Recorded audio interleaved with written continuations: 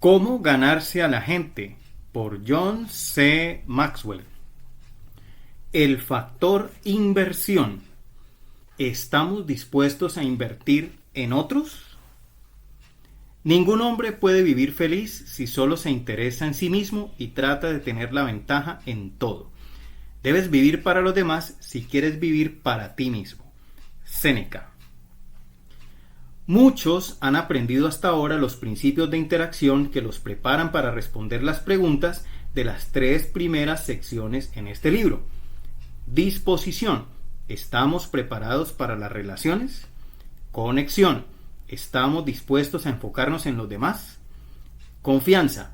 ¿Podemos desarrollar la confianza mutua? Estas personas pueden considerarse en buenas condiciones relacionales. Se habrán preparado emocionalmente para las relaciones al abstenerse de dar prioridad a sus cargas y problemas personales. Serán capaces de conectarse bien con los demás y de crear confianza al tratar con los otros. La mayoría de las personas que interactúen con ellos considerarán que poseen excelentes habilidades de interacción personal. Sin embargo, si se contentan solo con esto, se perderá la mejor parte de las relaciones. Pasamos así a considerar el factor inversión. ¿Estamos dispuestos a invertir en otros? Tal vez se pregunte por qué creo que esto sea tan importante. Incluso puede ser que se pregunte por qué alguien dedicaría parte de su tiempo y energía a invertir en los demás. Para descubrir la respuesta, piense en lo siguiente. Usted puede construir una casa hermosa, pero tarde o temprano se derrumbará. Puede desarrollar una carrera espectacular, pero llegará el día en que terminará. Puede ahorrar una gran suma de dinero, pero no se la podrá llevar a la tumba. Puede gozar de salud excelente hoy, pero con el tiempo decaerá. Puede enorgullecerse de sus logros, pero alguien le superará más adelante. Mucha gente invierte su vida entera en estas cosas, pero la verdad es que todas son transitorias. ¿Existe algo que perdure en lo que usted puede invertir? La gente. Si lo pensamos bien, ¿hay algo en este mundo que realmente importe más comparado con la gente? Las relaciones son como cualquier otra inversión en la vida. El rendimiento que usted recibe depende de lo que invierta. A veces cuando hablo en conferencias, los líderes jóvenes se me acercan y preguntan: me encantaría hacer lo que usted hace. ¿Cómo consigo un puesto como el suyo? Sinceramente, esta pregunta me hace reír. A veces respondo: tal vez quieras hacer lo que hago, pero ¿te gustaría hacer lo que hice para llegar a hacer esto? Ellos ven las luces y los auditorios llenos, pero no ven las décadas que pasé enseñando a grupos pequeños por el puro amor de enseñar, así no me pagaran nada.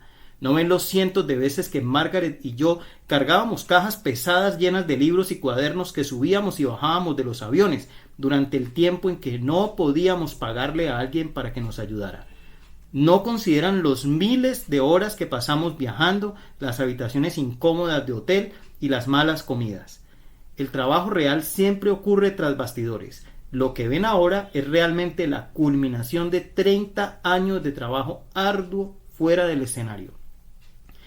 Así son las mejores relaciones de la vida. Requieren de mucho trabajo tras bastidores. Después de conocer gente, usted debe aprender a invertir en ellos. Las mejores relaciones son siempre el resultado de dar desinteresadamente. Los siguientes 5 principios de interacción suministran conocimiento sobre algunas de las mejores maneras en que podemos invertir en las relaciones de nuestra vida. El principio de la huerta. Todas las relaciones necesitan ser cultivadas. El principio del 101%.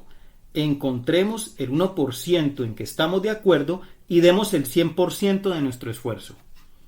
El principio de la paciencia. El viaje con otros es más lento que el viaje a solas. El principio de la celebración. La prueba verdadera de las relaciones no es solo cuán leales somos cuando los amigos fallan, sino cuánto nos alegramos al verlos triunfar. El principio del camino alto. Subimos a un nivel más alto cuando tratamos a los demás mejor de lo que ellos nos tratan. Si usted puede dar respuesta positiva a las preguntas que corresponden al factor inversión, entonces sus relaciones empezarán a subir a un nuevo nivel.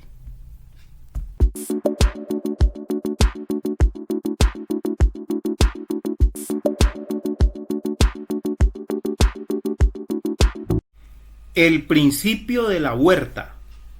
Todas las relaciones necesitan ser cultivadas. La amistad es como el dinero, más fácil de hacer que de conservar. Samuel Butler. La pregunta que me debo hacer: ¿cultivo mis relaciones de manera continua u ocasional? En 1997, el columnista deportivo Mitch Albom escribió un libro titulado Los martes con Morrie. Contiene reflexiones y charlas con Morrie Schwartz, antiguo profesor universitario y consejero de Albom, quien estaba muriendo de la enfermedad de Lou Gehrig. Después de ver una entrevista que Schwartz le concedió a Ted Koppel en Nightline en 1995, Albom volvió a conectarse con Schwartz después de una ausencia de 20 años y cultivó una relación más profunda con él. El libro fue fruto de esas reuniones y se convirtió en un éxito inesperado que se mantuvo 4 años en la lista de los mejor vendidos del New York Times. Para marzo del 2004 tenía más de 5 millones de ejemplares impresos. Se había publicado en 30 idiomas en 34 países y se utilizó para una película que ganó un premio Emmy. La próxima historia. La mayoría de la gente deseaba que él escribiera una saga. Después de los martes con Morrie, dice Albom, me inundaron con ofertas para escribir los miércoles con Morrie, los jueves con Morrie, caldo de pollo con Morrie, etc. Me rehusé porque ya había dicho todo lo que me había propuesto decir. De igual modo, muchas personas se sorprendieron cuando en 2003 publicó Las 5 personas que conocerá en el cielo.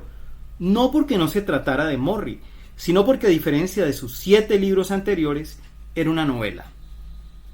El libro contiene la historia de Eddie, un trabajador de 83 años en un parque de diversiones, quien vive lo que se considera una vida insignificante, pero después de morir y llegar al cielo se entera de la gran influencia que ejerció.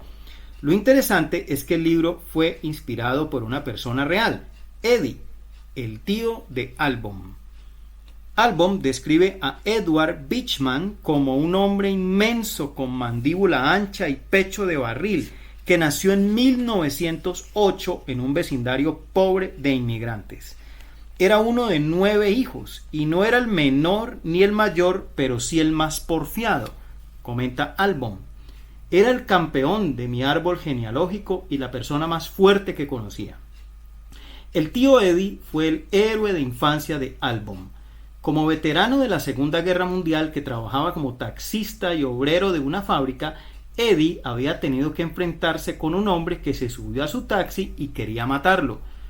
Albom dice que cuando el infame pasajero trató de cortarle la garganta con un cuchillo, Eddie se lo quitó y lo apretó tan duro que el asesino en potencia salió huyendo. Además, Eddie contó que durante una cirugía de emergencia a corazón abierto, abrió los ojos un instante y vio a un grupo de parientes difuntos junto a la cama que estaban esperándolo, a quienes Eddie respondió: sálganse de aquí porque todavía no estoy listo para ninguno de ustedes. Albom creció y se convirtió en un periodista exitoso. Aunque no se había mantenido en contacto con su asesor Morrie Schwartz, siempre lo hizo con su tío Eddie. Solía llamar al viejo cada vez que salía de viaje por el país para hacer algún trabajo, y Eddie, de quien Albom dice que había vivido una vida de sueños no realizados, siempre se emocionaba y quedaba impresionado con las aventuras de su sobrino. El tío Eddie dejó una huella profunda en Albom, pero Mitch nunca se lo dijo realmente a su tío antes de morir. Albom admite: fui yo quien dirigió los elogios a su persona durante el funeral, y cuando iba a la mitad me puse a llorar de forma incontrolable. Sí era de tristeza, pero también mucho pesar, pues nunca le dije de frente todas esas palabras de cariño. Todas las relaciones necesitan ser cultivadas para crecer. Mitch Albom sí mantuvo su relación con Eddie, pero en realidad nunca la profundizó más allá de lo que había sido durante su infancia, y ahora se da cuenta de que perdió una gran oportunidad. Todos tenemos personas maravillosas en nuestra vida, pero cuando ya no están con nosotros, parece que todo lo que podemos hacer es extrañarlos. Extraño la tenacidad callada de Eddie. Me doy cuenta de que nunca he conocido una persona tan mágica como mi tío lo fue para mí cuando yo era niño. Él debió haberlo sabido y quisiera habérselo dicho, afirma Albom. ¿Cómo crece su jardín? Usted no puede descuidar una relación y esperar que crezca. Esto no significa que todas las relaciones sean iguales y necesiten la misma cantidad de tiempo y atención. La naturaleza y el propósito de la relación determinarán la energía y el tiempo necesarios para cultivarla. Piensa en algunas de las muchas relaciones profesionales y personales que usted tiene en su vida. ¿Cuánto esfuerzo les dedica? ¿Las trata todas por igual? Por supuesto que no, y tampoco debería hacerlo. Cada relación es diferente, pero puede clasificarse en una de 3 categorías. Algunas personas entran en nuestra vida por una razón. Muchas relaciones son muy breves y ocurren por razones muy específicas. A veces llegan y luego se van para siempre. En otras ocasiones son constantes pero intermitentes. Estas relaciones solo quieren ser cultivadas de manera breve y periódica. Un buen ejemplo de este tipo de relación es la que tengo con mi doctor. Nunca habría conocido al doctor Jeff Marshall, mi cardiólogo, de no haber sido por el ataque cardíaco que sufrí en 1998. Lo considero mi amigo tanto como mi doctor, pero solo lo veo un par de veces al año y siempre en relación con mi salud. Algunas personas entran en nuestra vida por una temporada. Un segundo tipo de relación tiene una duración determinada, quizá por un par de semanas o hasta varios años. Muchas veces se desarrollan como resultado de nuestras circunstancias o situaciones del momento. Sin embargo, el hecho de que sean temporales no significa que no sean importantes. Lo cierto es que el cultivo de las relaciones debe ajustarse a la temporada en que se dan. La relación que mantenemos con los profesores y entrenadores de nuestros hijos se da durante una temporada específica. Lo mismo sucede con muchas relaciones de trabajo.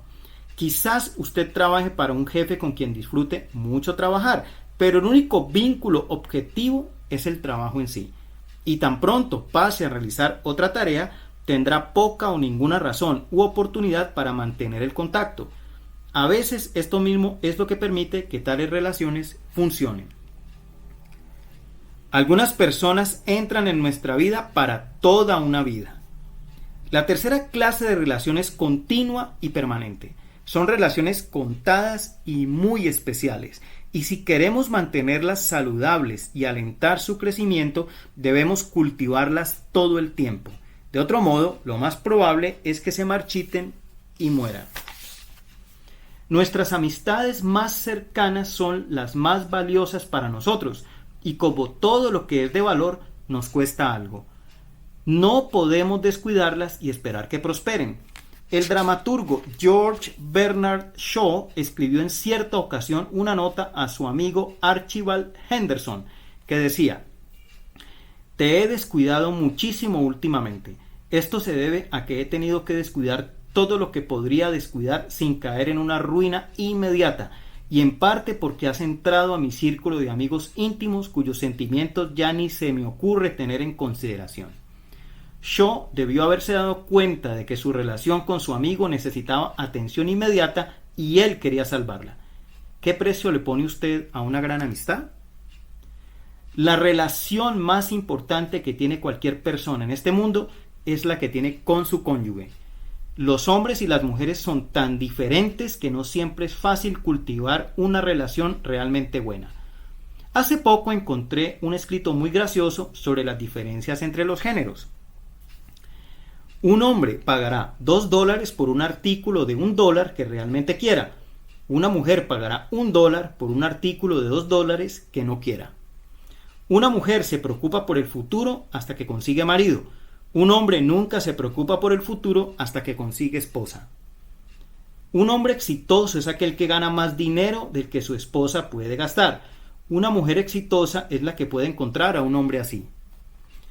Para ser feliz con un hombre hay que entenderlo mucho y amarlo un poco. Para ser feliz con una mujer hay que amarla mucho y ni siquiera tratar de entenderla. Los hombres casados viven más que los solteros, pero los casados están mucho más dispuestos a morir. Cualquier hombre casado debería olvidarse de sus errores. No tiene sentido que dos personas recuerden la misma cosa. Una mujer se casa con un hombre con la expectativa de que cambie, pero eso no sucede. Un hombre se casa con una mujer con la expectativa de que no cambie, pero eso sí sucede. Una mujer tiene la última palabra en cualquier desacuerdo. Cualquier cosa que un hombre diga a continuación es el comienzo de un nuevo desacuerdo. Existen dos ocasiones en las que un hombre no entiende a una mujer: antes del matrimonio y después. Sócrates dijo: cásate como sea. Si consigues una buena esposa, serás feliz. Si consigues una mala, serás un filósofo. Elegir al hombre o la mujer correcta es importante, pero solo es parte del proceso de desarrollar un buen matrimonio. Antes de casarnos, nos enfocamos en el futuro cónyuge. Después de casarnos, nos enfocamos en nosotros mismos. El noviazgo saca a relucir lo mejor de ambos y el matrimonio hace evidente el resto. El matrimonio, como cualquier otra relación a largo plazo, requiere que nosotros podamos pasar por algunas cosas bastante difíciles, trabajar para hacer realidad muchas cosas que se necesitan, esperar por algunas cosas que toman tiempo, cuidarnos de aquellas cosas que pueden resultar dañinas, despedir por completo los egoísmos. Todos estos son aspectos del cultivo de una relación. Los cónyuges que no cultivan una relación íntima de forma intencional, tarde o temprano se alejarán el uno del otro. Es triste, pero después de 5 años de matrimonio, todo lo que algunas parejas tienen en común es su día de bodas. Puede decirse que algunos matrimonios son hechos en el cielo, pero su mantenimiento debe hacerse aquí en la tierra. Hay una historia que ilustra lo que quiero decir. Un hombre y una mujer que nunca se habían visto antes terminan juntos en el mismo dormitorio de un tren. Después del bochorno inicial, ambos se las arreglaron para irse a dormir, la mujer en la litera de arriba y el hombre en la de abajo. A medianoche, la mujer se asomó desde arriba y dijo: lamento molestarlo, pero tengo mucho frío. ¿Será que usted me puede prestar otra cobija? El hombre asomó la cabeza y con una mirada de picardía le dijo: tengo una mejor idea, hagamos de cuenta que estamos casados. ¿Por qué no?, dijo la mujer con una risita. Perfecto, entonces vaya a buscar su propia cobija, contestó el hombre. ¿Cómo dar continuidad al cultivo de relaciones importantes? ¿Qué significa cultivar una relación? Trátese de un cónyuge, un padre o un amigo, usted puede empezar a cultivar una relación saludable y que crezca si se enfoca en los siguientes 6 aspectos. Primero, compromiso. El investigador Alfred Kinsey dijo: tal vez no haya nada más importante en un matrimonio que la clara determinación de que persistirá como tal. Con esa clase de determinación, los individuos se obligan a sí mismos a ajustarse y aceptar situaciones que de otro modo parecerían razón suficiente para un rompimiento. El compromiso firme y profundo a la relación es uno de los recursos más valiosos que puede tener una pareja casada, pero también es una característica de todas las relaciones profundas. El experto en teoría política Thomas Paine aseveró: todo lo que obtenemos a bajo precio tendemos a apreciarlo poco y solo valoramos lo que nos cuesta. Toda relación duradera sufre tensiones e inconvenientes de todo tipo y no existen dos personas que estén siempre de acuerdo en todo. Hasta de las mejores amistades puede esperarse que enfrenten alguna clase de conflicto. La cuestión es: ¿qué vamos a hacer cuando lleguen los problemas? ¿Qué tan firme es su compromiso? ¿Está más dedicado a mantener la relación o a evitar el conflicto? Su respuesta podría determinar si su relación es para toda la vida o no pasa de ser un arreglo temporal. 2. Comunicación. ¿Cómo puede formarse una relación sin comunicación? Frecuentemente, esta empieza con una fácil comunicación. A veces la amistad se enciende con una sola chispa, pero lo cierto es que solo se profundiza con comunicación más compleja y hasta difícil. El autor Sidney Harris cree que es imposible aprender cualquier cosa importante sobre una persona hasta que logramos que esa persona esté en desacuerdo con nosotros. Solo a la luz de una contradicción es revelado y expuesto el carácter. Varios años después que Margaret y yo nos casamos, me di cuenta que cada vez que llegaba a casa, nuestra comunicación ya no era emocionante como al principio. Ella me preguntaba sobre lo que había pasado durante el día y yo no tenía mucho entusiasmo al discutirlo. Luego descubrí por qué. Durante el transcurso del día, yo hablaba sobre los acontecimientos más emocionantes con un colega o con mi asistente. Por eso no me sentía tan emocionado al relatar otra vez lo mismo a Margaret. Sabía que necesitaba hacer un cambio. ¿Cuál fue mi solución? Cada vez que sucede algo importante o emocionante durante el día, lo anoto en una tarjeta y me propongo no hablar con otra gente al respecto. Lo dejo reservado para el final del día y de esa manera Margaret es la primera en enterarse y la receptora de mi mayor entusiasmo. 3. Amistad. El crítico Samuel Johnson comentó: si un hombre no se propone darse a conocer a más personas a medida que avanza por la vida, en poco tiempo quedará solo. Amigo mío, te aconsejo que mantengas tus amistades en reparación constante. Esto aplica tanto a amistades viejas como a nuevas. Creo que a veces no valoramos a las personas más cercanas a nosotros y como resultado no nos proponemos ser primero sus mejores amigos. Por esta razón, me acuerdo todo el tiempo de ser ante todo amigo de Margaret, antes de tratar de ser cualquier otra cosa para ella. Trato de darle prioridad a sus intereses y preocupaciones, y cuando hay conflicto entre nosotros o ella duda en cuanto a tomar una decisión, le digo: soy tu mejor amigo, para recordarle que siempre procuro lo mejor para ella. 4. Recuerdos. Creo que los recuerdos comunes son una fuente maravillosa de conexión y fomento de la unidad entre las personas. ¿Ha ido alguna vez a una reunión de exalumnos o se ha encontrado con amigos a quienes no ha visto en 10, 20 o 30 años? ¿Qué le ayuda a volverse a conectar con ellos casi de manera instantánea? Los recuerdos de sus experiencias en común. Hoy día nuestros hijos han crecido, están casados y viven con sus hijos.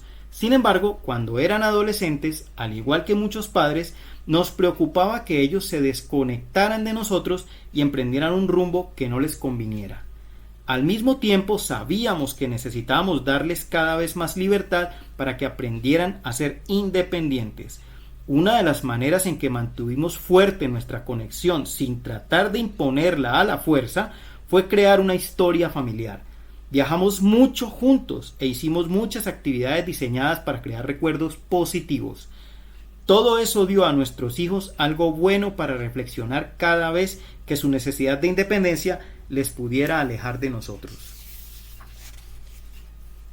5. Crecimiento. Benjamin Franklin dijo: una promesa puede ganarte amigos, pero son los hechos los que determinan si los conservas. Cuando usted empieza cualquier amistad, el ambiente está lleno de promesas, pero hay que encontrar maneras de mantener viva y fuerte la relación a fin de que conserve ese potencial para el futuro y no solo buenos recuerdos. Una manera de hacerlo es crecer juntos. 6. Mimarse. Voltaire escribió: si la primera ley de la amistad es que debe cultivarse, la segunda ley es ser condescendientes cuando se haya ignorado la primera. Es difícil equivocarse por mimar a una persona, con la posible excepción de los hijos, y hasta eso es difícil de evitarlo. Trato de tener detalles especiales con mis amigos siempre. Margaret y yo tratamos de complacernos mutuamente todo el tiempo y ni siquiera hablaré de cómo tratamos a nuestros nietos. Hágale saber a sus amigos y familiares cuánto le importan con tanta frecuencia como puede. No termine viviendo con remordimientos como el escritor Mitch Albom en cuanto a su relación con el tío Eddie. Nancy Reagan, esposa del fallecido presidente Ronald Reagan, dijo: soy una firme creyente en que es necesario nutrir cualquier relación. Todavía soy una parte importante en las vidas de mis amigos y ellos son una gran parte de mi vida. Una primera dama que no tenga esta fuente de fortaleza y consuelo puede perder la perspectiva y terminar aislada. Esto es cierto no solo para personas que viven ante el ojo público, sino también para todos nosotros.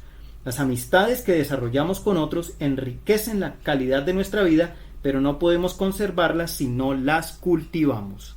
Por eso es importante que practiquemos el principio de la huerta.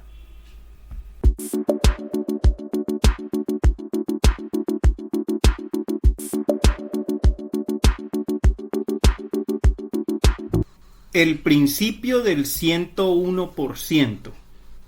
Encontremos el 1% en que estamos de acuerdo y demos el 100% de nuestro esfuerzo. Si dos personas que hacen el mismo trabajo están de acuerdo todo el tiempo, una de ellas es incompetente. Si nunca se ponen de acuerdo, ambas son incompetentes. Darryl Zanuck. La pregunta que me debo hacer: ¿puedo encontrar algo en común con mi semejante y darle el 100% de mi esfuerzo? A veces construir relaciones es una batalla cuesta arriba y conectarse con otra persona puede ser particularmente difícil. ¿Cómo puede conectarse con personas que parecen no tener nada en común con usted? ¿Puede construir puentes para establecer relaciones en tales circunstancias? En ese caso, ¿pueden esas relaciones llegar a ser saludables, duraderas y productivas? Estas son preguntas lógicas. Debemos admitir que cuando no encontramos un terreno común con otra persona, es muy difícil conectarse. ¿Cómo puede lograrse tal conexión? La respuesta puede hallarse en el principio del 101%. Cuando la conexión personal es difícil, usted debe encontrar aquello en que ambos puedan ponerse de acuerdo. Esto es algo que puede hacer con cualquier persona. El problema es que muchas personas por naturaleza hacen todo lo opuesto y buscan las diferencias que tienen con los demás. ¿Por qué? A veces se debe a una competitividad instintiva que motiva a la gente a llevar la delantera. En otros casos quieren sobresalir y encontrar su carácter distintivo. Otras veces las personas se enfocan en las diferencias porque se sienten amenazados por los demás. En lugar de esto, para establecer una conexión, necesitan definir un terreno afín. La mayoría de las personas tienen muchas cosas en común, incluso hasta la pareja más dispareja puede encontrar algo en lo que ambos puedan ponerse de acuerdo, y tan pronto lo hagan, necesitan darle el 100% de su esfuerzo. Entre mayores sean las diferencias, más importante será enfocarse en lo que tienen en común y mayor será el esfuerzo que necesitan darle. Esto no siempre es fácil, pero los beneficios pueden ser muy satisfactorios y provechosos. La siguiente historia lo ilustra bien. Joven, vete al oeste. Charles Howard fue un empresario ejemplar. En 1903, tras prestar servicio militar en la caballería de los Estados Unidos y trabajar como mecánico de bicicletas en Nueva York, Howard decidió buscar fortuna en el oeste norteamericano. Se instaló en San Francisco y se las arregló para abrir un taller reparando bicicletas en el centro de la ciudad. En aquellos días, los automóviles eran una novedad y con frecuencia poco confiables en el panorama. Sin embargo, todavía no había talleres de reparación. Por esa razón, los dueños de automóviles empezaron a visitar el taller de Howard para solicitar su ayuda, y Howard estuvo dispuesto a probar cómo le iría con la mecánica automotriz. En poco tiempo, Howard vio una tremenda oportunidad y se fue por tren hasta Detroit para conseguir una reunión con William C. Durant, director de la Buick y futuro fundador de General Motors. Howard le cayó muy bien a Durant, quien decidió contratarlo. Más adelante, Howard se hizo acreedor a los derechos de franquicia para vender automóviles marca Buick en todo San Francisco, y en 1905, a la edad de 28 años, Howard abrió su primer concesionario Buick con 3 vehículos comprados por él mientras estuvo en Detroit. Al principio no le fue muy bien, pero después del terremoto y el incendio de 1906, Howard se aprovechó de la nueva necesidad de tener automóviles. Entre su instinto natural para olfatear oportunidades y su dominio de la promoción, empezó a experimentar un gran éxito. En 1909, Howard expandió sus funciones en el negocio. Adquirió la distribución exclusiva de los vehículos Buick, National y Oldsmobile en todo el occidente de los Estados Unidos. Esta empresa le reportó una riqueza fabulosa a este pionero de la industria automovilística. Varios años después, cuando Durant rebasó sus capacidades financieras y se encontró al borde de la bancarrota, Howard salió a su rescate con un préstamo personal de $190,000 que Durant pagó con acciones de General Motors y un porcentaje de las ventas. Howard no habría podido ser más exitoso, pues ni siquiera la caída de la bolsa de valores de 1929 pudo destruirle como ocurrió con muchos otros. A comienzos de la década de los 30, el antes jinete de la caballería norteamericana, convertido en magnate de autos, reavivó su amor por los caballos y un amigo le hizo interesarse en las carreras equinas. Decidió que si iba a ser dueño de puras sangres, no trataría más que con ejemplares de primera clase. Compró unos caballos y se puso a buscar un domador. El hombre a quien encontró fue Tom Smith, de 56 años, un hombre del viejo oeste. Estos hombres no habrían podido ser más diferentes.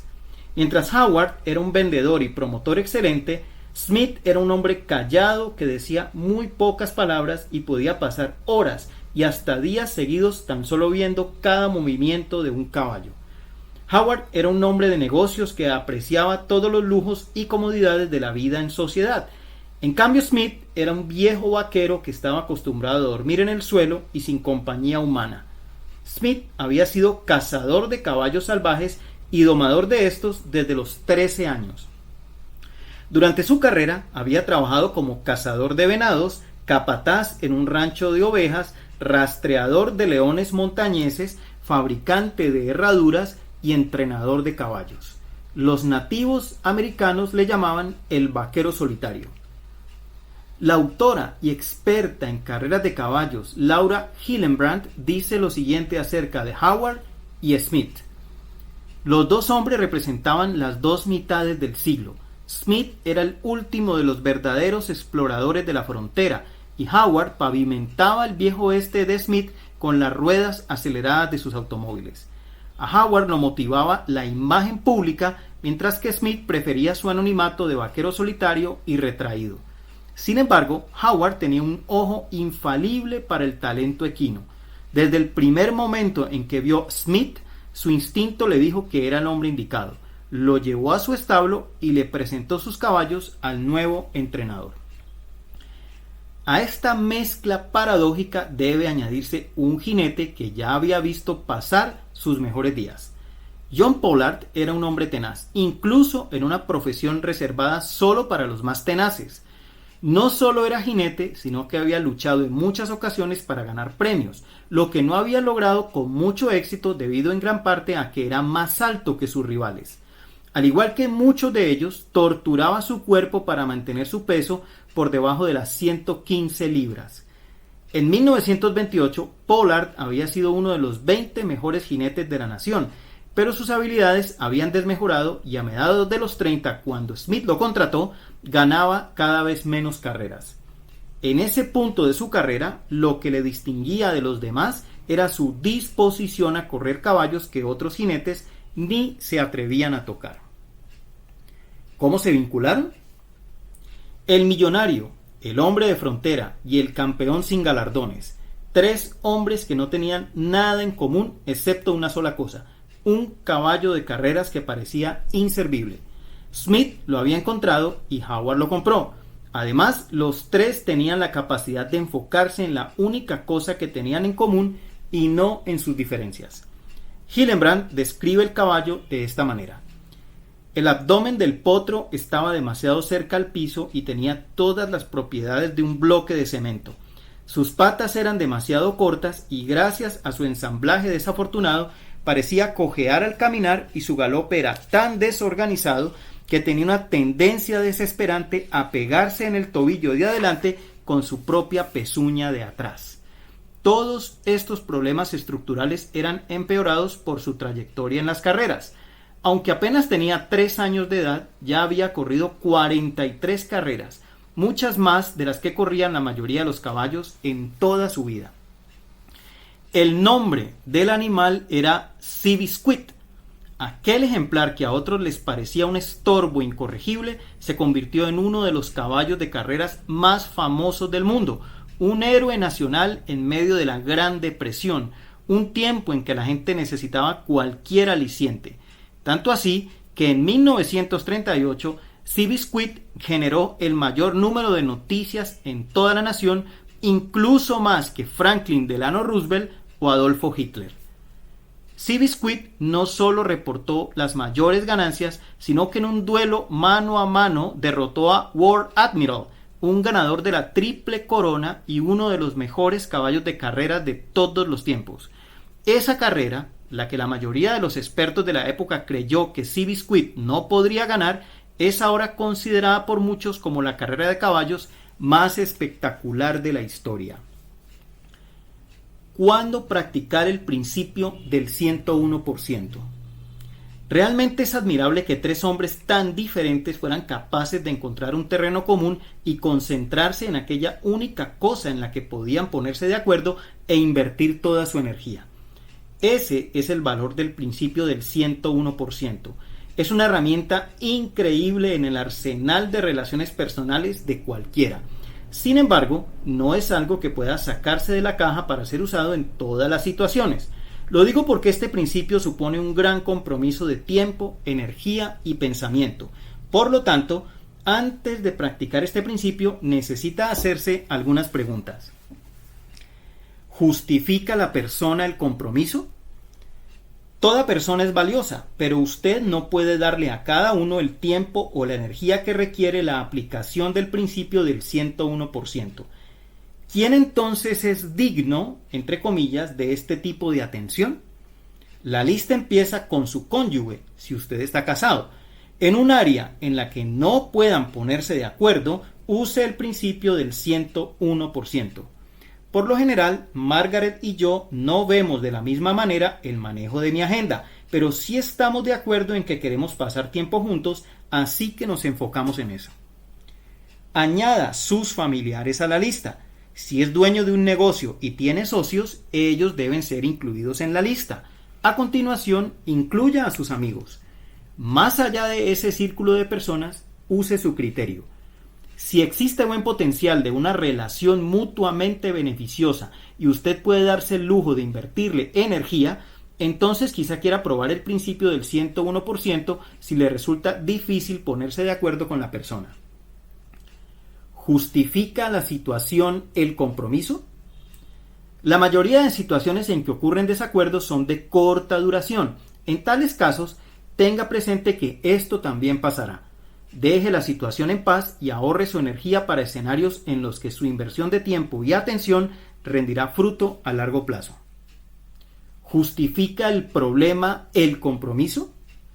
Cuando un problema alcanza cierta prioridad en su vida o afecta uno de sus valores, aplique el principio del 101%. De lo contrario, piénselo 2 veces y tenga presentes las palabras del clérigo Richard Baxter. En lo necesario, unidad. En lo dudoso, libertad.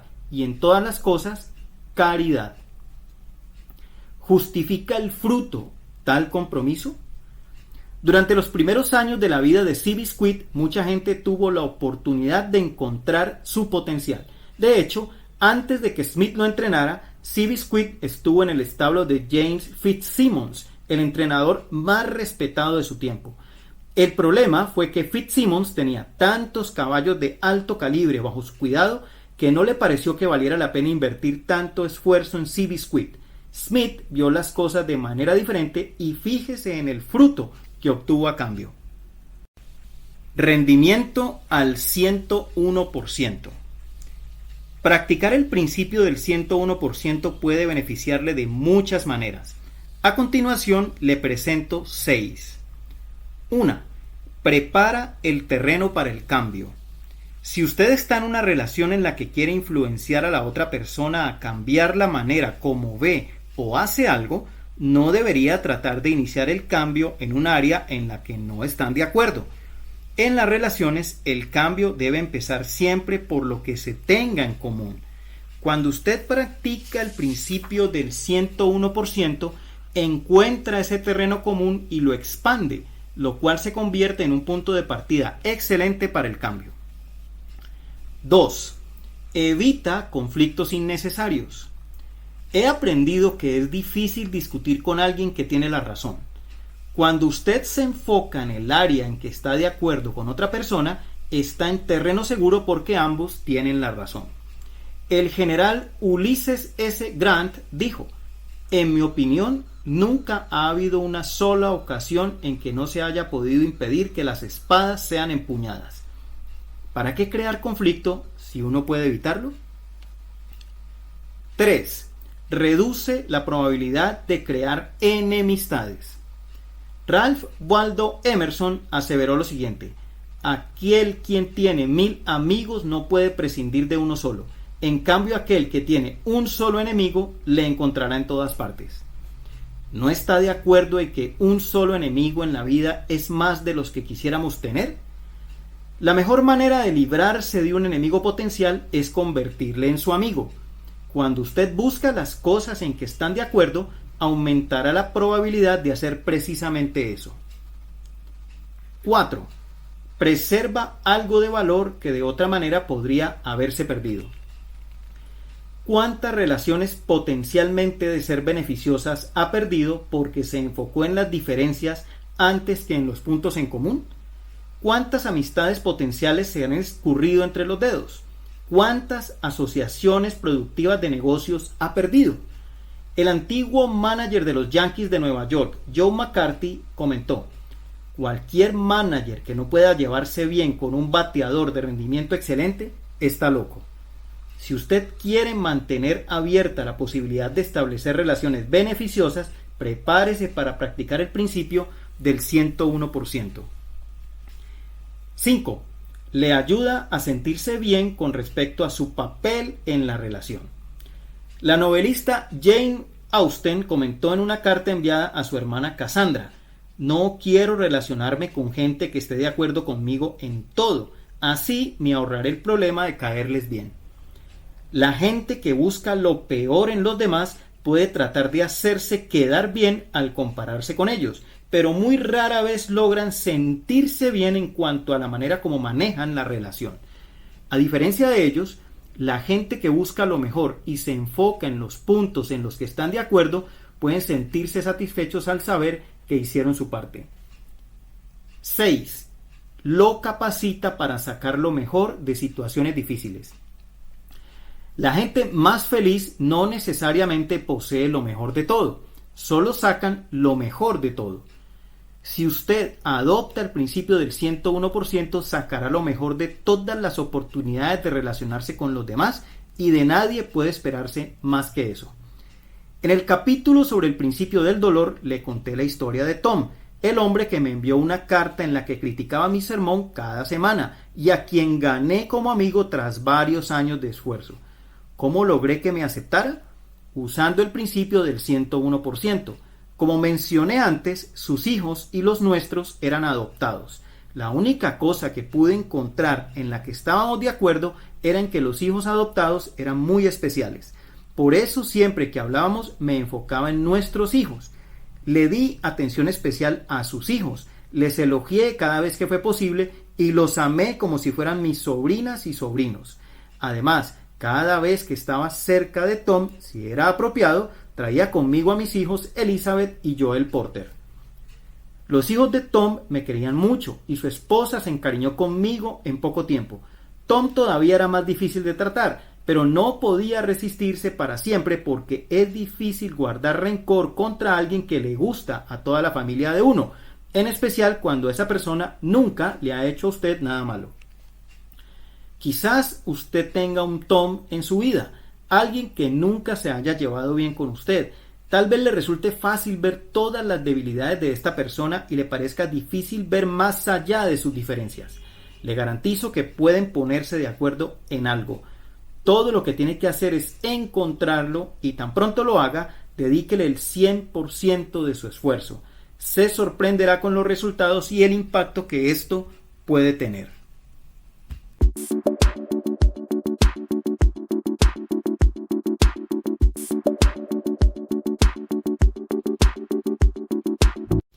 El principio de la paciencia. El viaje con otros es más lento que el viaje a solas. Para la amistad de dos es necesaria la paciencia de uno. Anónimo.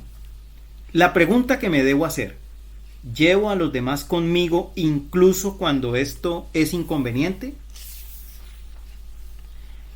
De vez en cuando uno lee una historia que parece demasiado loca como para ser verídica. Tal es el caso de Larry Walters, un tipo que se atrevió a hacer el viaje a solas. Parece mentira, pero es verdad. El sueño de Larry desde su niñez era volar, pero la suerte no estuvo de su lado. Se unió a la Fuerza Aérea, pero sus problemas de visión le descalificaron para el trabajo de piloto. Cuando terminó su servicio militar, se sentó en su patio a mirar los aviones pasar por encima de su cabeza. Se le ocurrió su plan genial de los globos sonda mientras estaba extremadamente cómodo, comillas, en su silla reclinable. Compró 45 globos sonda en una tienda de suministros militares, los amarró a su silla de patio, llamó a su aparato Inspiration One y llenó con helio los globos de más de 1 metro de diámetro. Luego se amarró él a la silla, juntó sus suministros, un par de emparedados, cervezas y una escopeta. Se imaginó que podría estallar unos cuantos globos a la hora del descenso. El plan de Larry era elevarse un poco y flotar tranquilamente a una altura de unos 10 metros por encima de su patio mientras disfrutaba unas cuantas horas de vuelo antes de regresar al suelo. Sin embargo, las cosas no salieron como las había planeado. Cuando sus amigos cortaron el cable que anclaba la silla reclinable a su jeep, no flotó tranquilamente a 20 metros del suelo, sino que salió disparado como una bala de cañón por los cielos de Los Ángeles, impulsado por 42 globos que contenían 33 pies cúbicos de helio cada uno.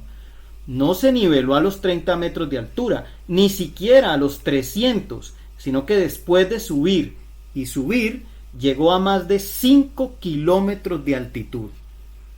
A esa altura le pareció poco prudente dispararle a cualquiera de los globos por el riesgo de desequilibrar el peso y verse en serios aprietos.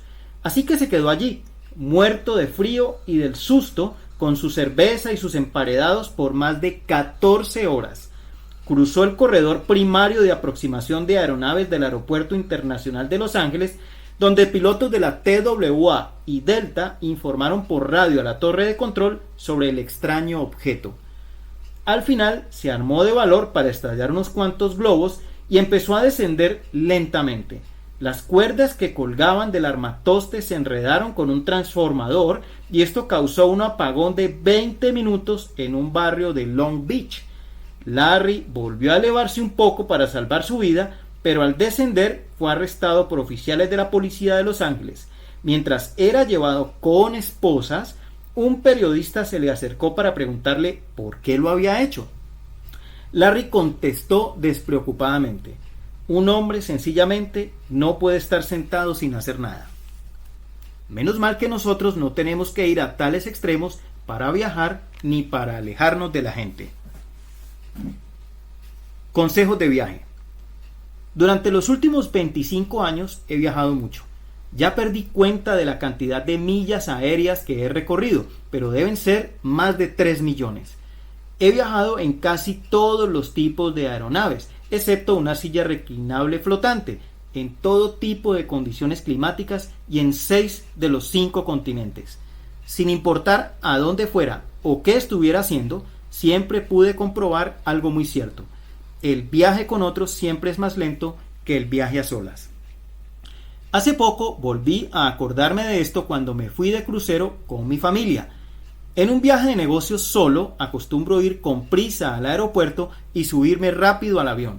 Conozco las entradas y salidas de la mayoría de los aeropuertos, sé cómo evitar las filas largas y no llevo equipaje que no sea de mano.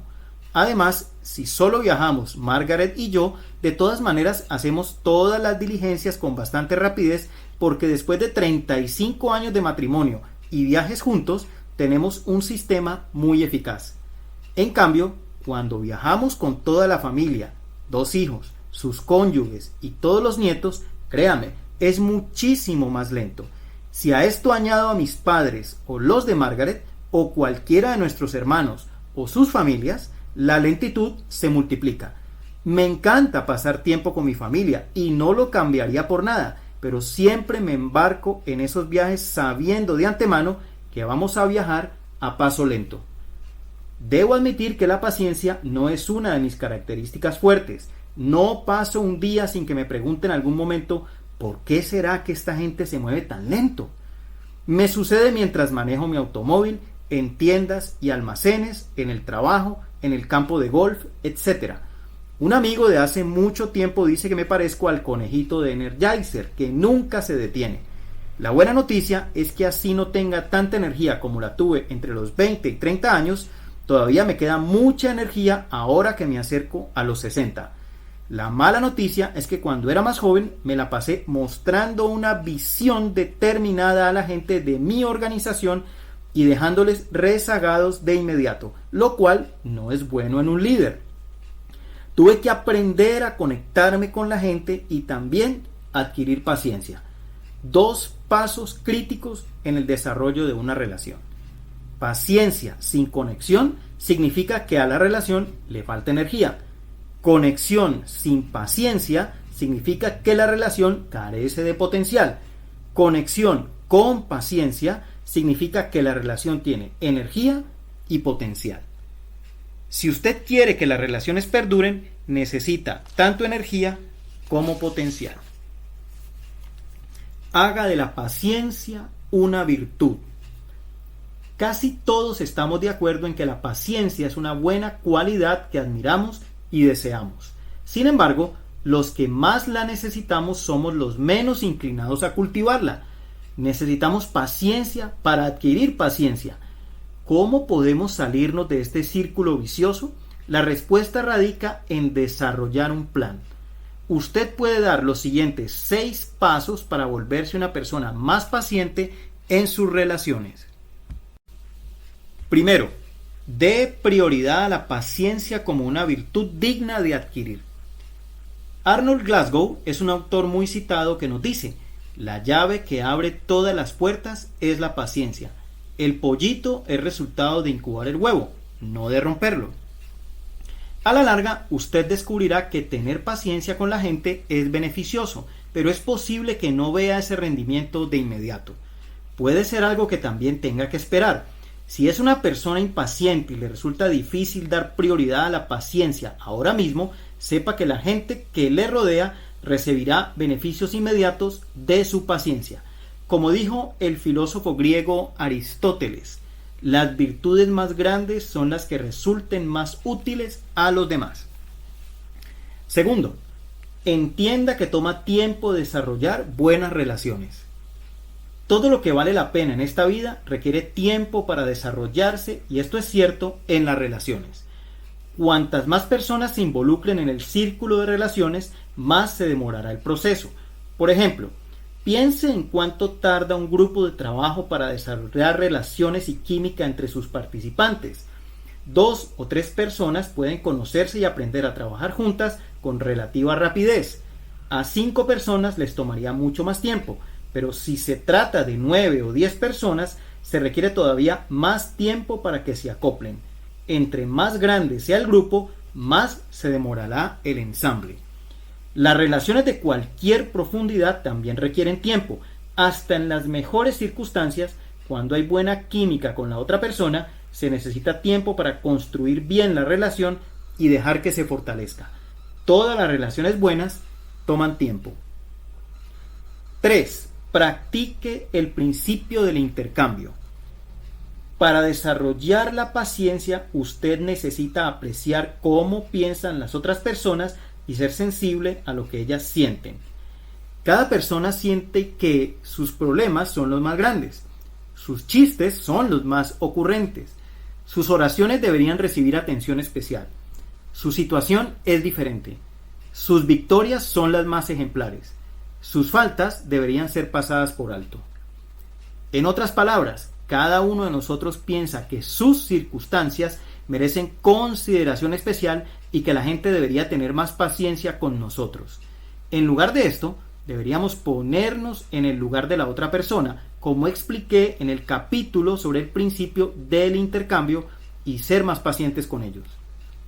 La próxima vez que se sienta impaciente con alguien que le retrase, piense en esta historia.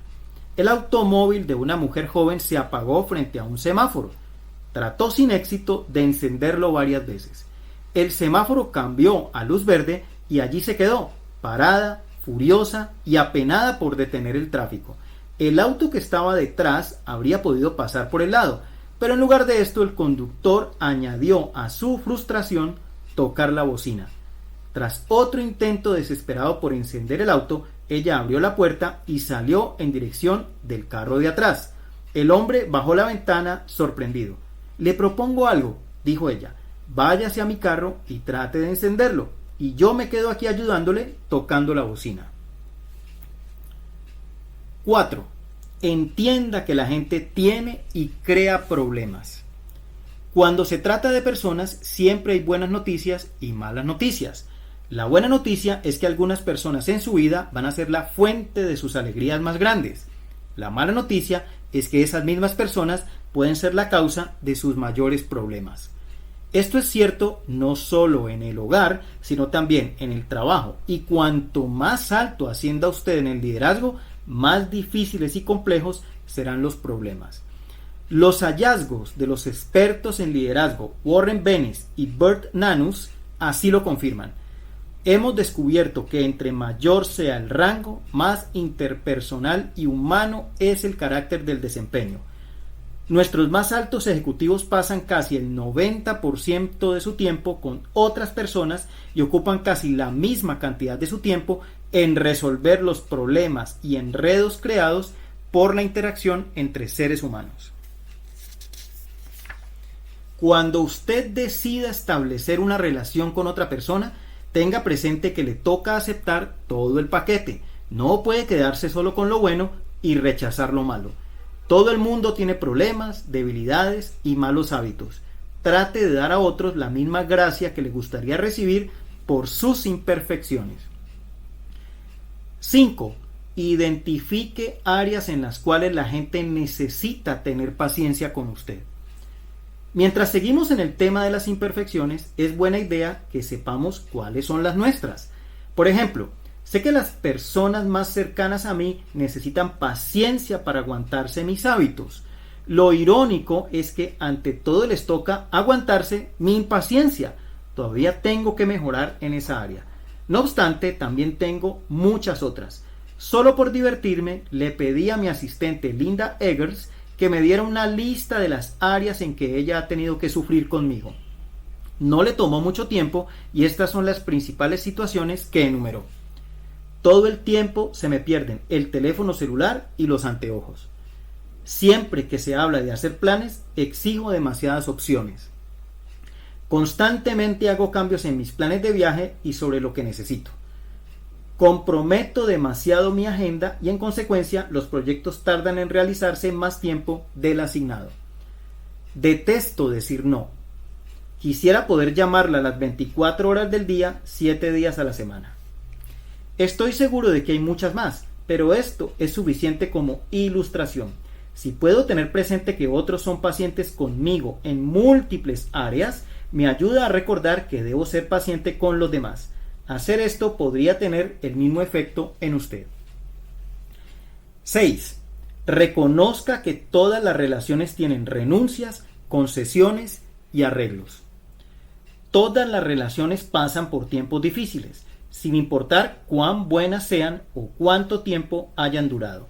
Además, no siempre podemos salir con las de ganar o hacer las cosas a nuestra manera. Experimentaremos áreas en las que tendremos que ceder. Habrá renuncias. Hay cosas que disfruto hacer, pero que no debo hacer en este momento. Por ejemplo, cuando mis hijos eran pequeños, renuncié al golf porque el juego me consumía demasiado tiempo. Mi relación con ellos era más importante. Habrá concesiones. Hay cosas que no disfruto hacer, pero que debo hacer en este momento. No me gusta mucho el ejercicio, pero como quiero pasar más tiempo en la tierra con mis familiares y amigos, me monto a pedalear en la bicicleta estática casi todos los días. Habrá arreglos. Hay cosas que hacemos el uno por el otro en este tiempo de la vida. Recuerdo una vez que Margaret se había ido a un retiro de mujeres y me llamó porque añoraba estar en casa. Después de colgar el teléfono, decidí darle una sorpresa al recogerla. El viaje duró 4 horas, ida y vuelta, pero bien valió la pena. Debería mencionar que nadie puede obligarle a renunciar, a hacer concesiones o establecer arreglos. Estas son actividades voluntarias, pero si usted quiere que las relaciones perduren, tiene que aprender a ser flexible. Atienda el consejo de la psicóloga Joyce Brothers, quien dice que las relaciones deberían seguir una de las reglas que se obedecen en el mundo náutico. El bote más maniobrable debe ceder paso al menos flexible. Mientras trabajaba en este capítulo, me puse a pensar en mi círculo íntimo, las personas más cercanas a mí que son indispensables para el principio de la paciencia, mi satisfacción y éxito. Algunos de ellos son más rápidos que yo y otros más lentos, pero con todos trato de hacer lo siguiente: servirles. Les permito dirigir y hacer las cosas a su manera y ayudarles cuando sea útil. Enseñarles. Como un asesor, respondo sus preguntas, les doy ejemplo y dirijo o corrijo solo cuando esto hace una diferencia. Valorarlos. Escucho sus ideas, respeto sus posturas y nunca menoscabo su autoridad. Recompensarlos. Cuido bien de los que cuidan bien de mí. En esto consiste el principio de la paciencia. Si usted viaja solo, es probable que pueda ir más rápido, pero el viaje nunca será tan satisfactorio y quizá no llegue tan lejos. Con ciertas personas somos pacientes debido a la relación, con otras somos pacientes debido a la recompensa y con otras todavía somos pacientes debido a ambos factores. Toda relación requiere paciencia, pero al final vale muy bien la pena.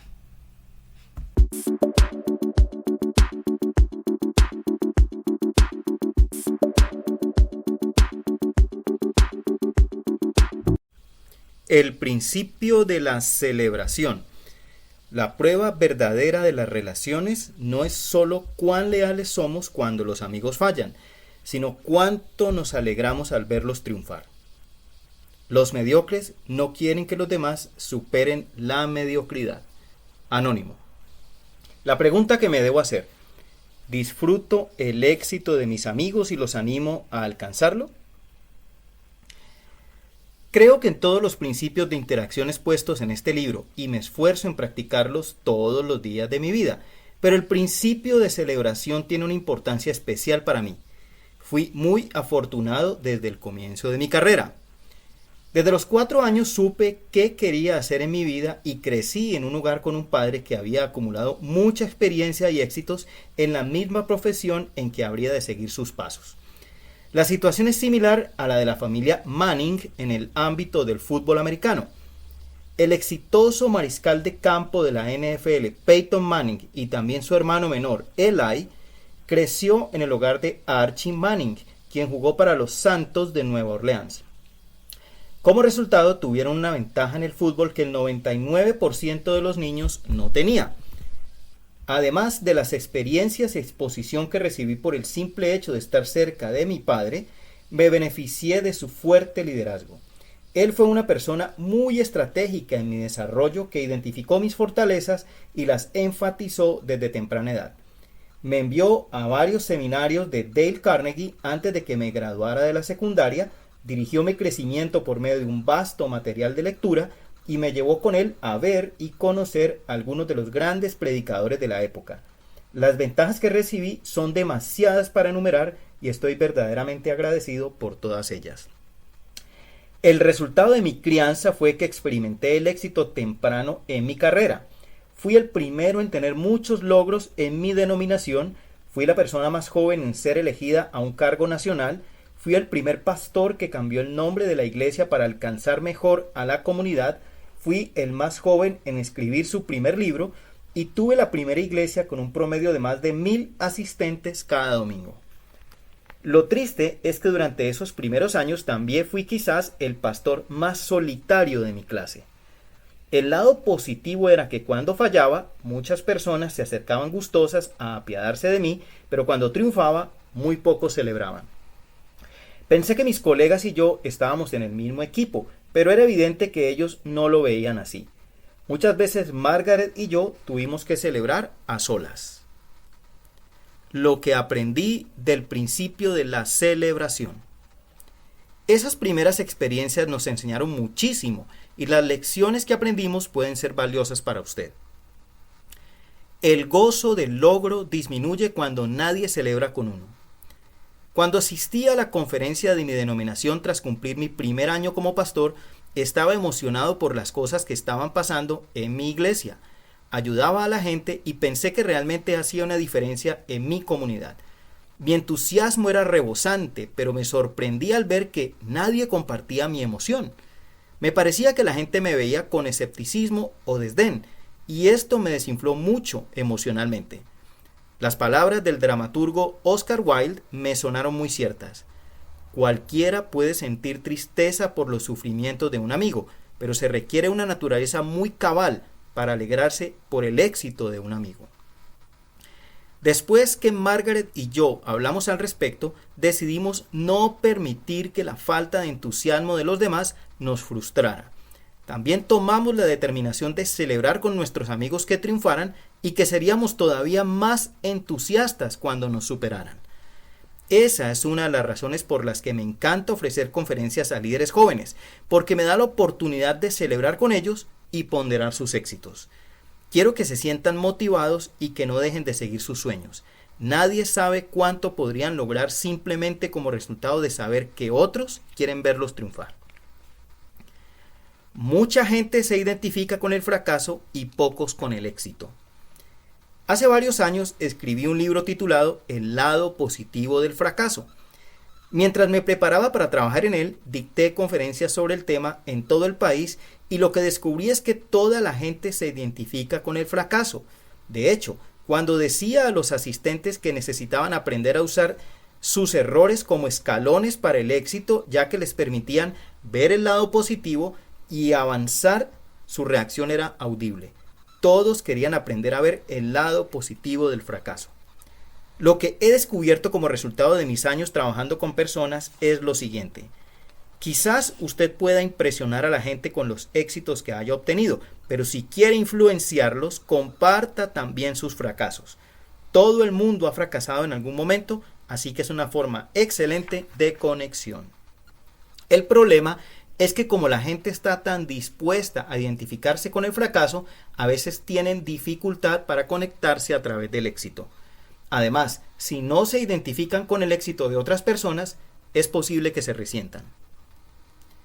Lo que obstaculiza el éxito de las personas es usualmente lo que previene que celebren el éxito de otros.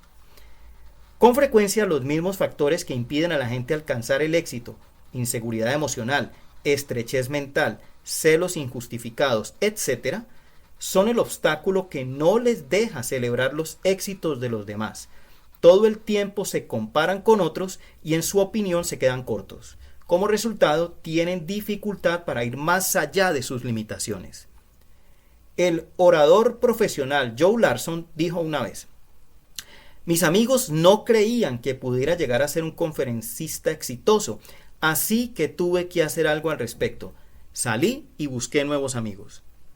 Es triste, pero a veces eso es lo que hay que hacer. La persona que celebra con usted será su amigo de toda la vida. Durante los primeros años de mi carrera, 2 personas fuera de mi familia que celebraron nuestros triunfos con nosotros fueron Dave y Mary Vaughan. Dave me llevaba unos cuantos años de delantera en su carrera y siempre estuvo listo para elogiarme cada vez que alcanzaba una meta o superaba una etapa.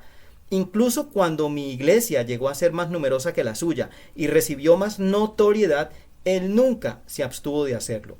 35 años después, él y Mari siguen celebrando con nosotros. Cuidado con el monstruo de los ojos verdes.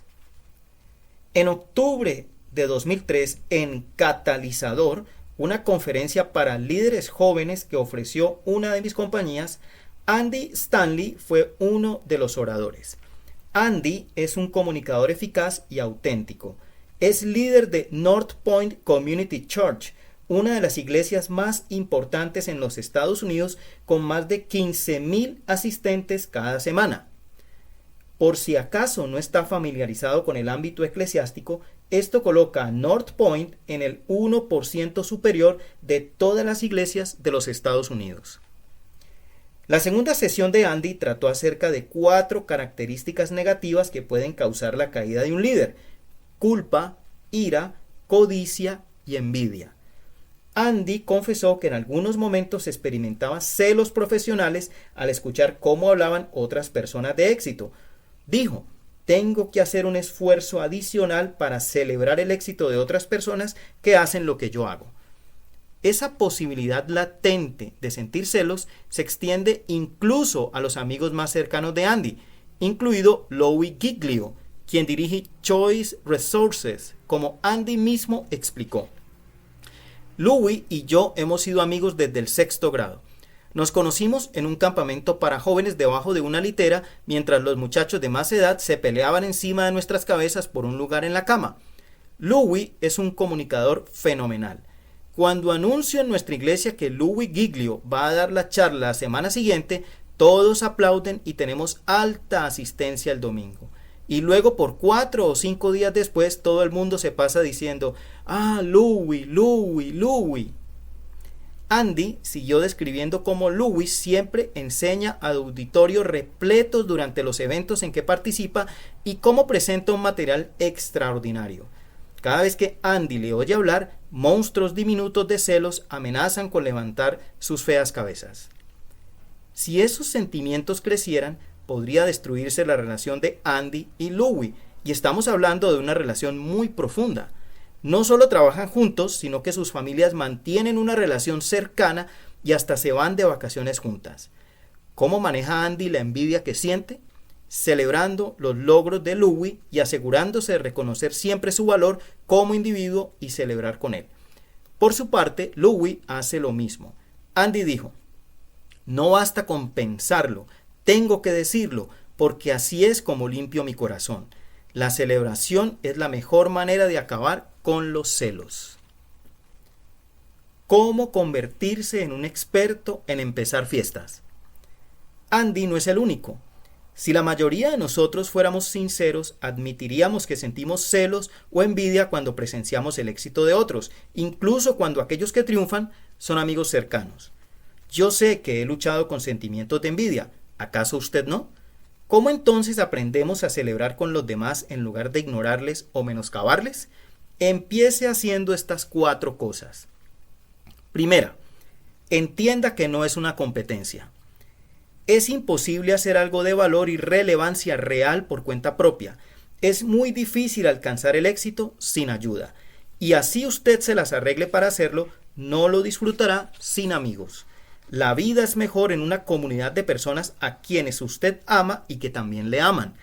Al reflexionar en el valor de la comunidad, muchos pensamientos se agolpan en mi mente. Mis éxitos solo pueden alcanzarse con otros. Mis lecciones solo pueden aprenderse de otros. Mis áreas débiles pueden fortalecerse solo por medio de otros. Mi valor como servidor solo puede ser probado bajo el liderazgo de otros. Mi influencia puede multiplicarse solo a través de otros. Mi liderazgo puede ser enfocado solo en función de los demás. Lo mejor que puedo dar solo puede ser recibido por otros. Mi legado solo puede ser dejado a otros. Por eso debo comprometerme con los demás y celebrar con ellos. Los otros tienen un impacto en cada aspecto de la vida. La mayor parte del tiempo decido con mi actitud si esa influencia será positiva o negativa. La actriz y animadora Bette Midler dijo: la peor parte del éxito es tratar de encontrar a alguien que se alegre por uno. No vea a sus amigos, familiares y compañeros de equipo como competencia. Sea una persona diferente que se alegra cuando otros triunfan. 2. Celebre cuando otros tengan éxito. No todos ven el éxito como usted lo ve.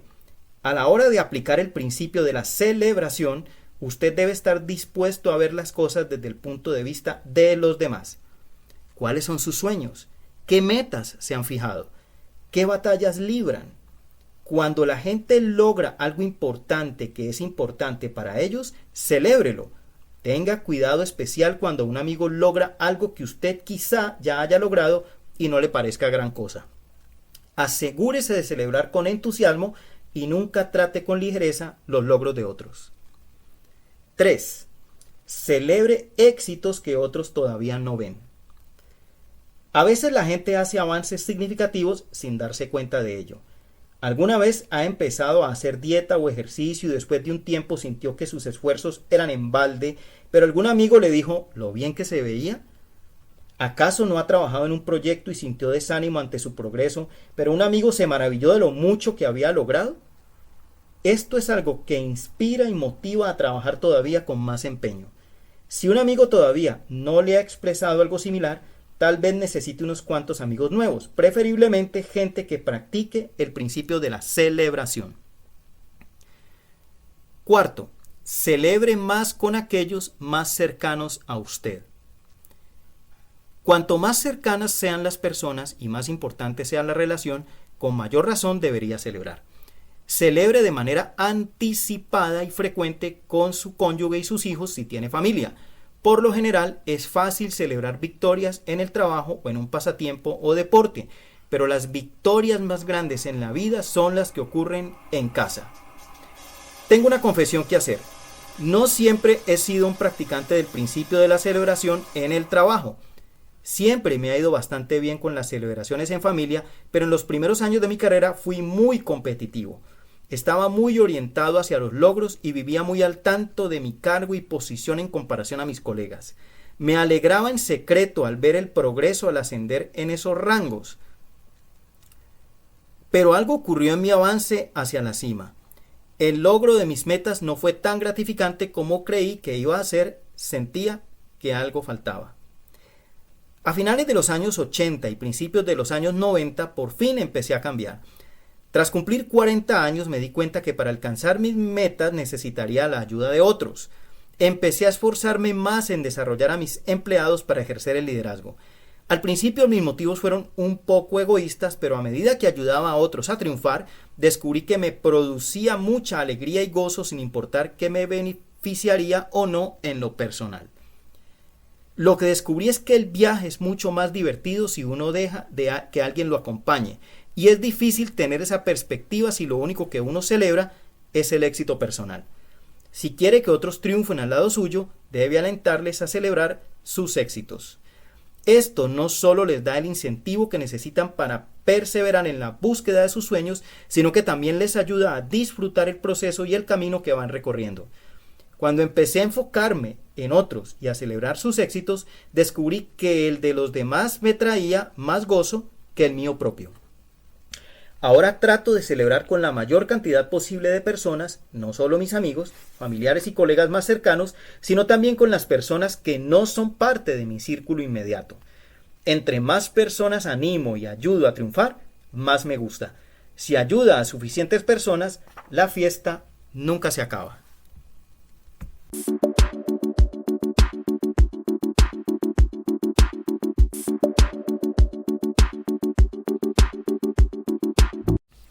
El principio del camino alto. Subimos a un nivel más alto cuando tratamos a los demás mejor de lo que ellos nos tratan.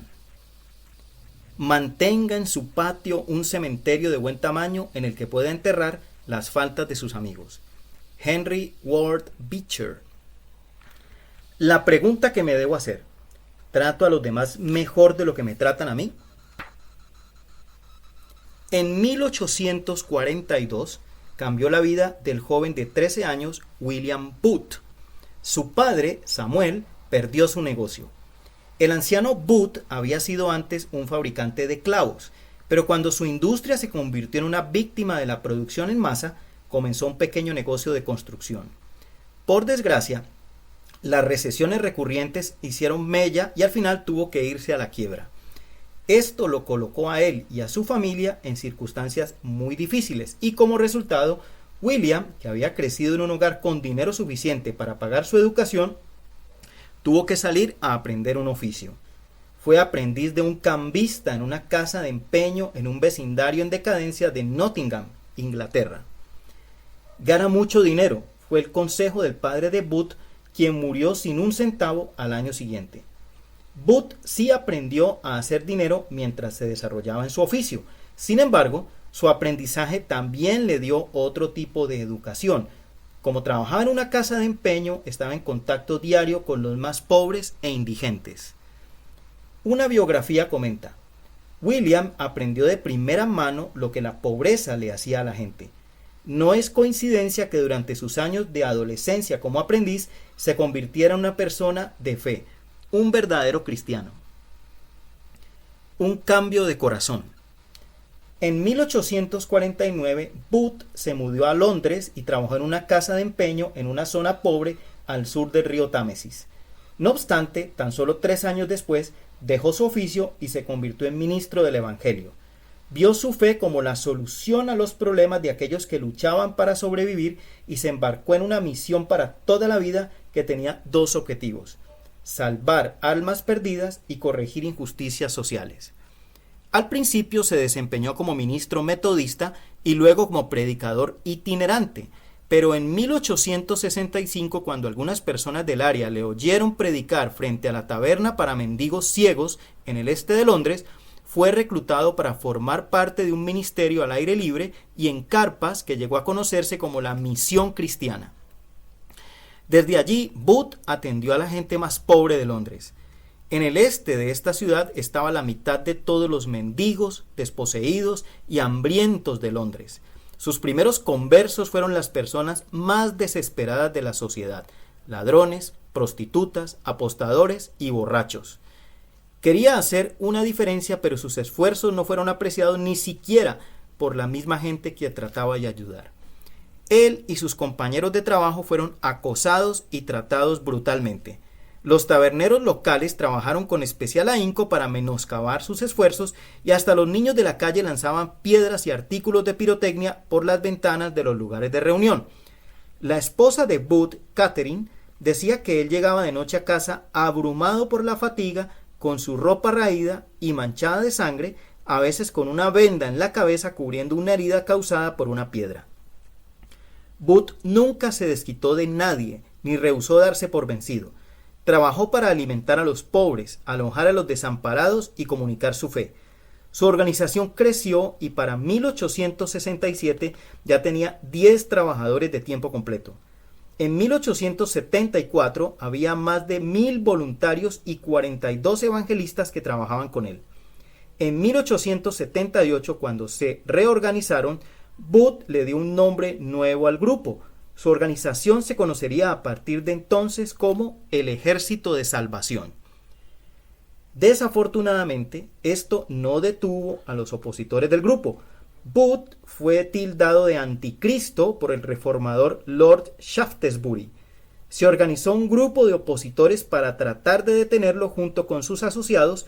El grupo se autodenominaba el Ejército de Esqueletos. Un artículo que apareció en el Bethnal Green Eastern Post en noviembre de 1882 le describió así: una auténtica banda de matones ha infestado el distrito durante las últimas semanas. Estos vagabundos se llaman así el Ejército de Esqueletos.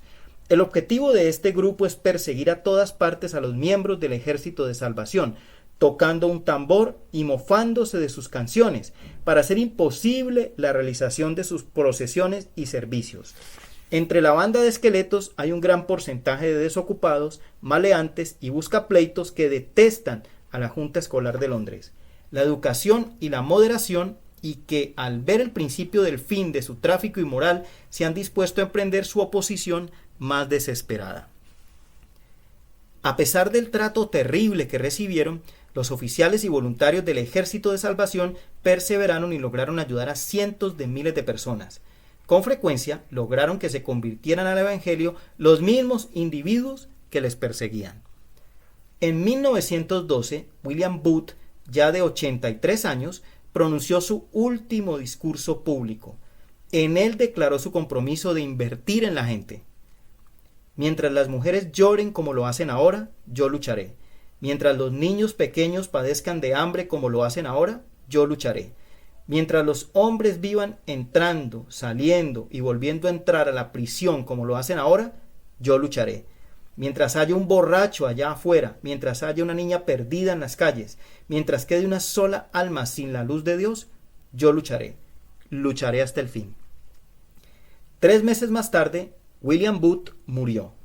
Como dijo un observador, el general que había conducido al Ejército de Salvación durante más de 30 años, por fin recibió su ascenso a la gloria. William Booth dedicó toda una vida a practicar el principio del camino alto. Siempre trató a los demás mejor de lo que ellos le trataban y como resultado vivió en un nivel más alto, tanto en lo personal como en lo profesional. Soy un gran admirador de William Booth, pero debo decir que no siempre creí en este principio. Cuando era adolescente, mi padre era el presidente de una universidad cristiana. Con frecuencia observé con frustración lo difícil que se le hacía trabajar con la junta directiva de la universidad y lo mal que le trataban. No obstante, sin importar cómo lo trataran los directores, mi padre nunca se desquitó. Siempre optó por tomar el camino alto. En aquella época su reacción me ponía furioso. Mientras iba creciendo y tuve que trabajar con gente más difícil, mejor entendía las lecciones y acciones de mi padre. Me di cuenta que si uno tira lodo, está perdiendo terreno. En realidad solo hay 3 caminos que podemos seguir cuando se trata de relacionarse con los demás. Podemos tomar el camino bajo, en donde tratamos a los demás peor de lo que nos tratan, el camino medio, en donde tratamos a los demás igual que ellos nos tratan, o el camino alto, en donde tratamos a los demás mejor de lo que ellos nos tratan.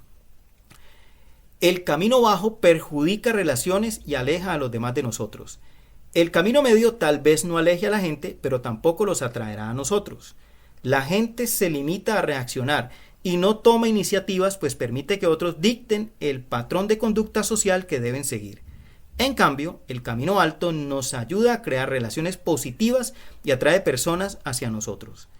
Establece un patrón positivo de conducta que los demás puedan adoptar, de tal modo que hasta a la gente negativa le resulte difícil menoscabarlo. Tomando el consejo de mi padre, decidí trabajar para ir siempre por el camino alto en mi trato con los demás. Viajeros del camino alto. El camino alto es de verdad el sendero menos recorrido. Digo esto porque andar por este requiere pensar y actuar de maneras que no son naturales ni comunes.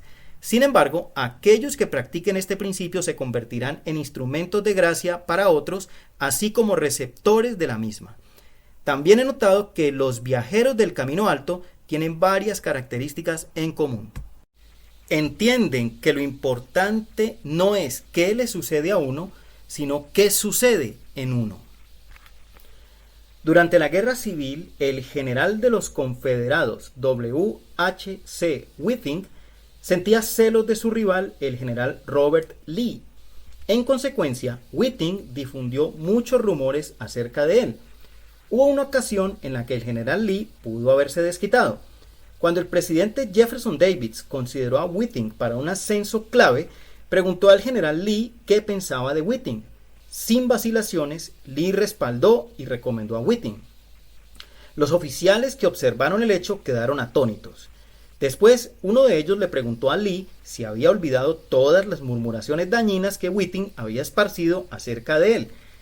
Lee respondió: entiendo que el presidente pidió mi opinión de Whiting, no la opinión que Whiting tiene de mí.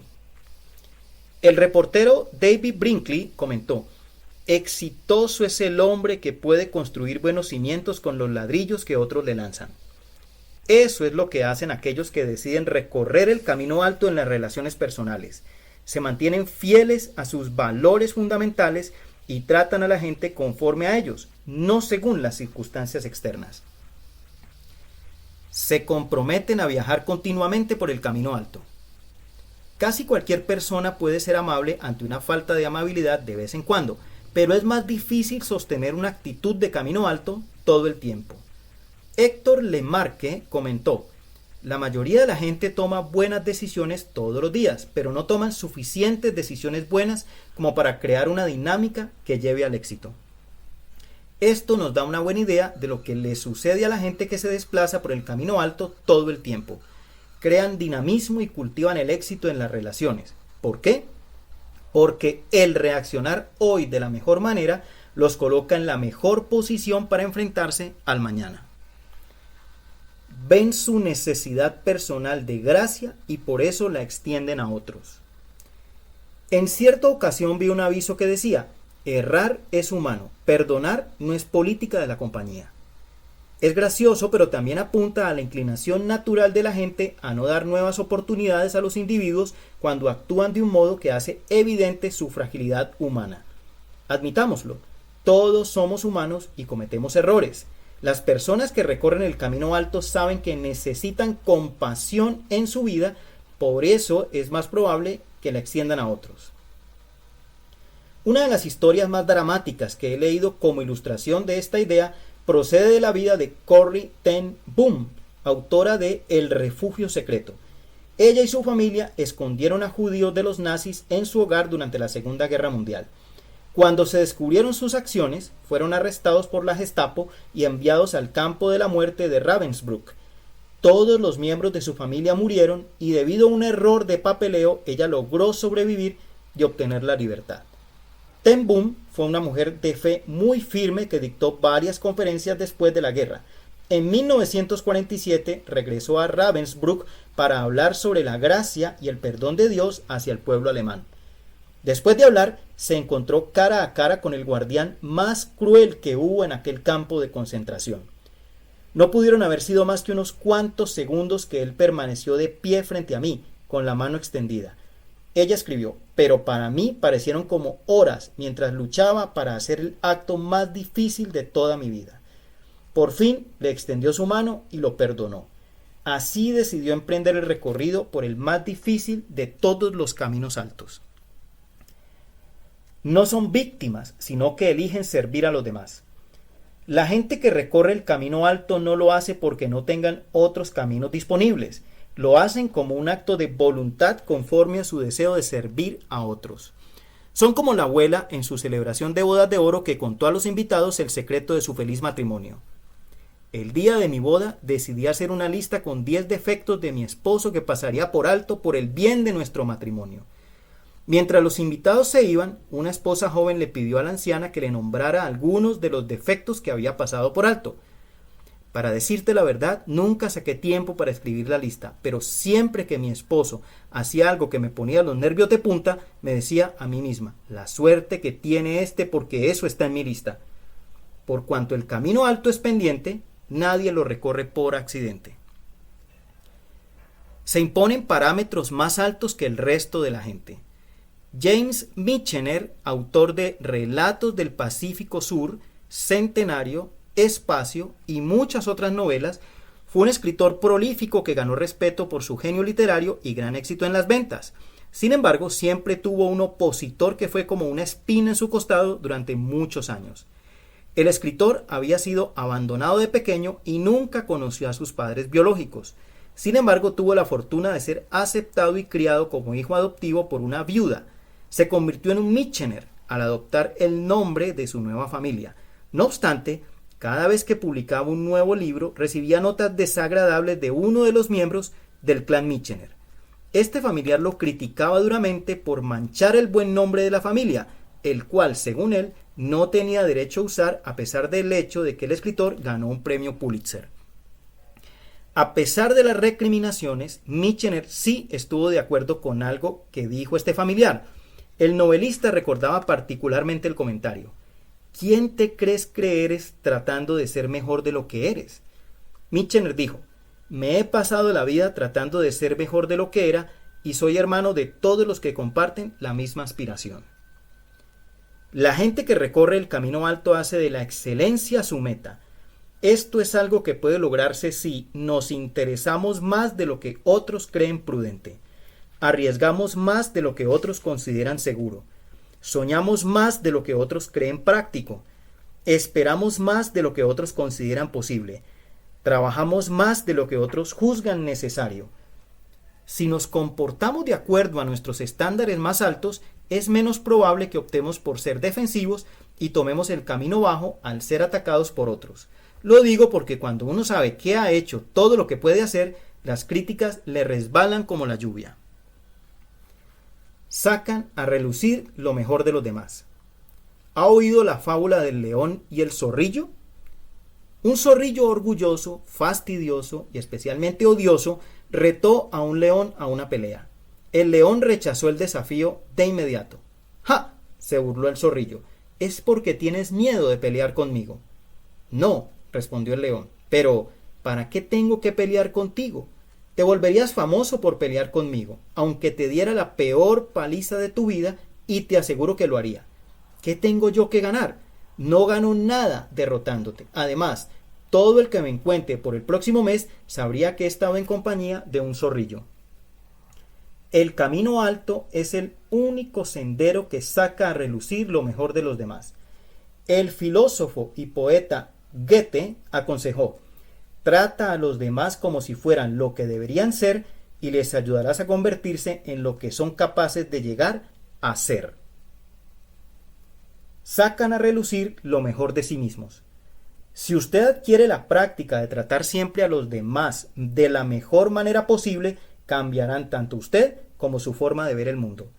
El presidente Abraham Lincoln dijo: cuando yo muera, quiero que los que me conocieron mejor digan que siempre saqué una espina y sembré una flor donde pensé que crecería una flor. Esto es lo que el principio del camino alto le hace al corazón de una persona. Con el paso del tiempo, siembra flores donde antes solo crecían espinas. La manera en que trata a los demás es su declaración al mundo de quién es usted. ¿Está usted haciendo la clase de declaración que desea hacer? Si no practica ya el principio del camino alto, espero que lo acoja de hoy en adelante. Podría ser la mejor inversión que haga en una relación. Si necesita un poco de ayuda para moverse al camino alto, siga estas direcciones. Primera, quédese tanto como pueda en la calle de la bondad. Segunda, voltee a la derecha en la avenida del perdón. Tercera, evite la calle sin salida del desquite. 4. Ascienda a la cima de la montaña porque desde allí podrá ver el camino alto. 5. Tómelo y quédese allí. Si se pierde en el camino, pídale ayuda a Dios. El camino alto con frecuencia no es el más fácil, pero es el único que conduce al nivel más alto de vida.